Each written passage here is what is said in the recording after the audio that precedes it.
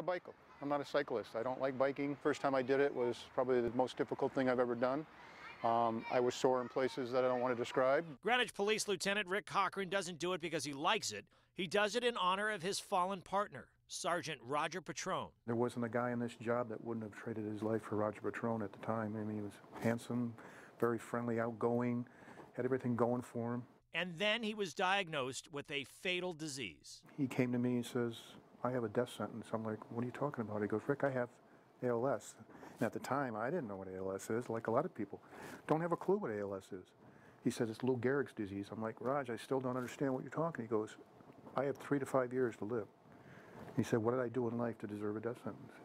I thought I was a good person. I said, Raj, you are a good person. It's just, you know, he goes, what am I going to do about Sydney? You know, that was the #1 concern. It was his daughter.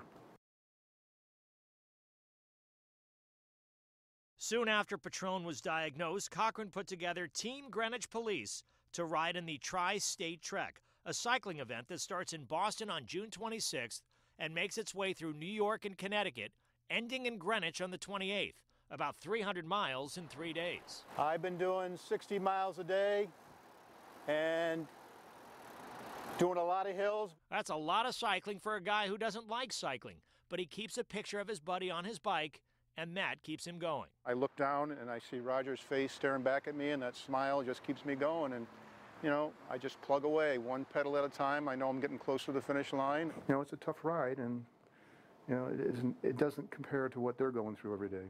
You know, struggling up those hills and stuff. I'm like, this is nothing compared to what they have to wake up to every single day of their lives until it finally gets the best of them. And ALS always wins in the end. But Cochran and his team of about 20 are doing their part to fight back. Cochran raises between $30,000 and $50,000 himself each year, contributing to the $6 million this trek has raised since it started in 2003. Not to mention the awareness it raises. And I do wear my jersey around town, so I'm trying to bring awareness to ALS and keep Roger's memory alive. That's why we do it, for people who suffer, because we can do it, they can't.